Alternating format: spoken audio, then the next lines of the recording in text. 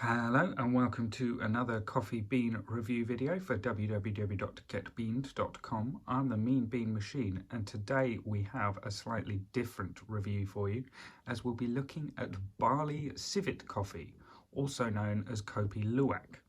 Now, Kopi Luwak is a type of coffee from Indonesia where they have the Asian palm civet, which is a sort of kind of tree climbing cat-like creature.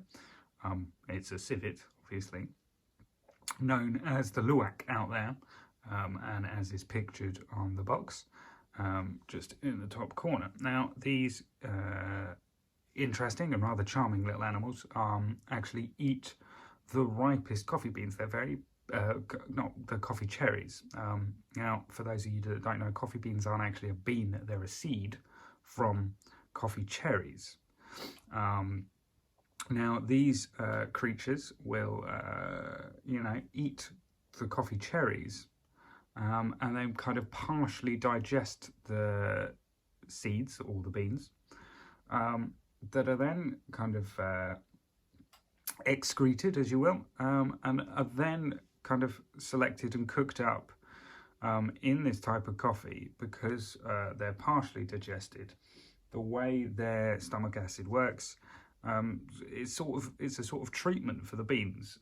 So apparently this is a very highly regarded premium type of coffee.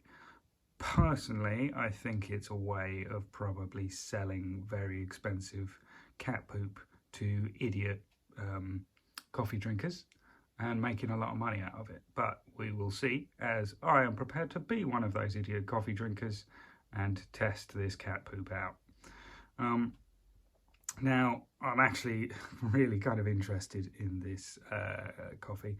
I actually received it from a gift from someone who has just come back from the Indonesian island of Bali, where they farm it out there.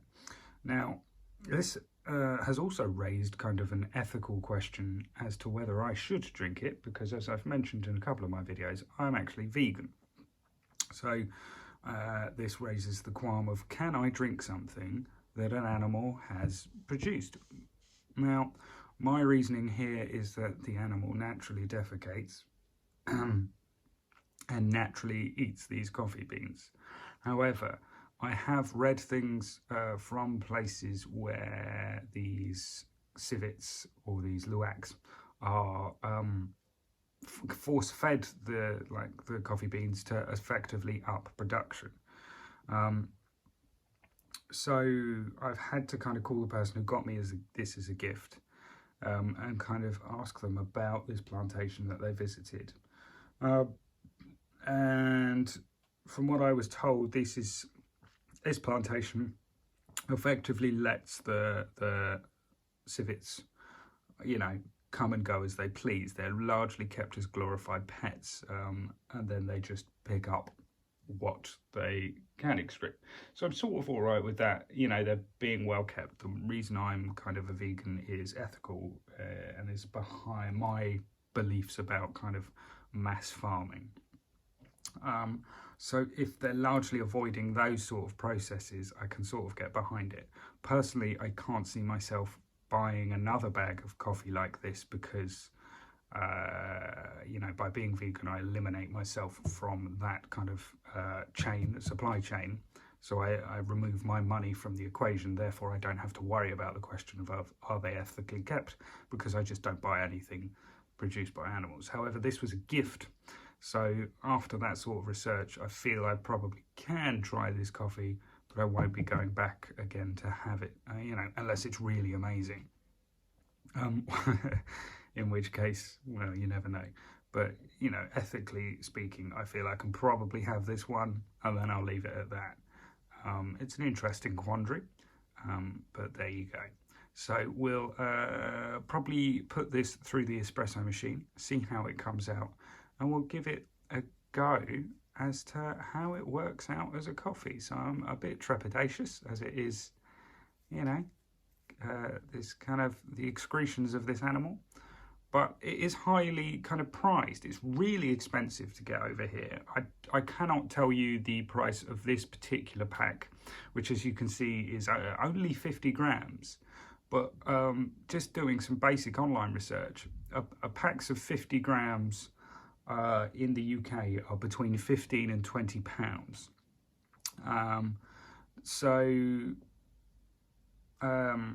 That's a hell of a lot for what is effectively, a couple of cups of coffee. You're bearing in mind the usual small bags that you see on this channel are between 200 and 250 grams. This is not a lot of coffee at all. So, you know, you extrapolate that to a bag of coffee and you're looking at 100, 150 pounds. So, you know, I think a lot of that is to do with shipping and getting the coffee over here, but it's also to do with its premium quality and also that it isn't mass produced. However, if you are going to try and buy some of this coffee, do your research first and make sure you are getting it from ethical sources. Anyway, let's grind this up and give it a go. There we have it as an espresso, a lovely kind of layer of that kind of thick yellowy crema there. The first thing that strikes you when you open the pack is, well, the first thing that struck me was, wow, that's really not a lot of coffee. But the smell is really kind of rich. It's lovely kind of rich roast smell. It's not overpoweringly strong. You don't kind of open the pack and go, oof, that's coffee. But it's got this lovely kind of richness to it.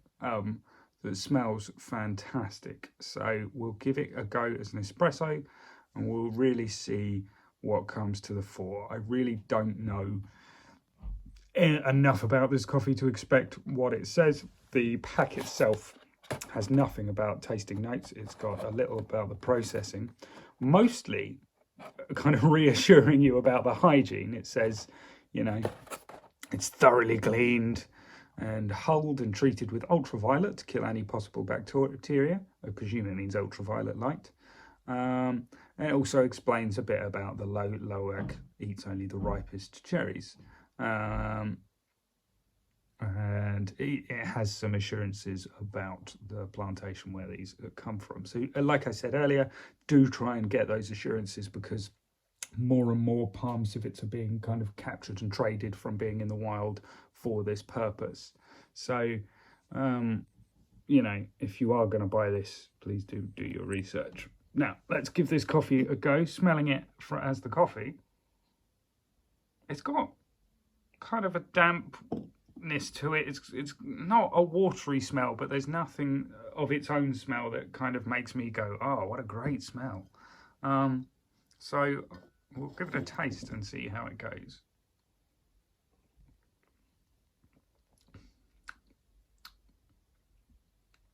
Interesting. There's some flavours I can't really put my finger on, and knowing where this comes from, probably don't want to put my finger on. I tell you what is interesting is how smooth that coffee is. It's got a very kind of herby, almost grassy sense to it. And then a thick kind of wave of chocolatiness comes afterwards. But I wouldn't say it's a chocolatey coffee where you would buy coffees with kind of chocolatey notes. I'd say that's quite herbaceous, quite grassy.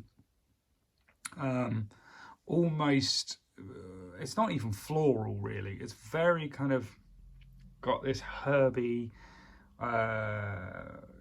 you know, almost timiness to it, you know? It's very light and very smooth. So I can see why some people might be prepared to pay serious money for it.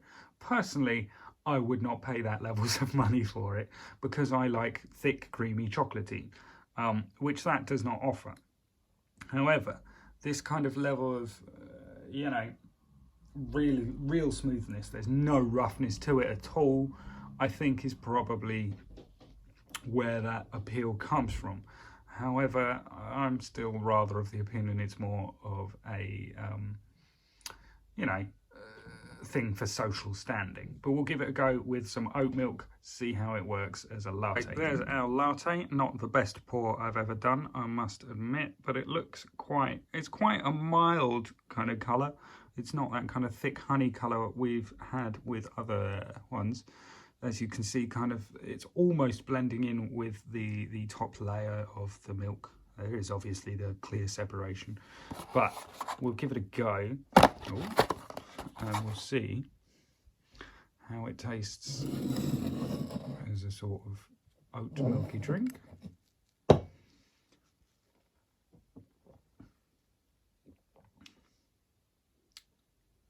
Interesting, really interesting, because it's almost entirely overpowered by the addition of that.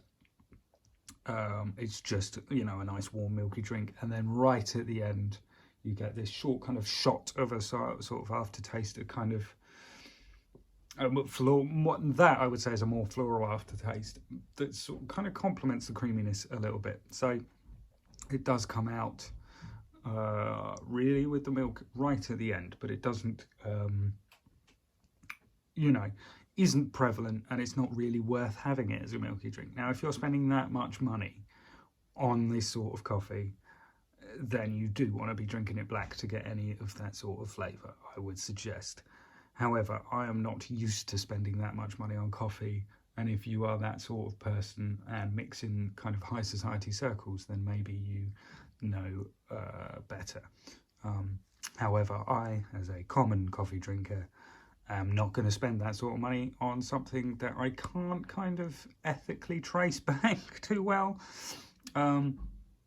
and for something that doesn't really, you know, you can't say, yes, that is 3 times the price of my regular coffee and it tastes 3 times better.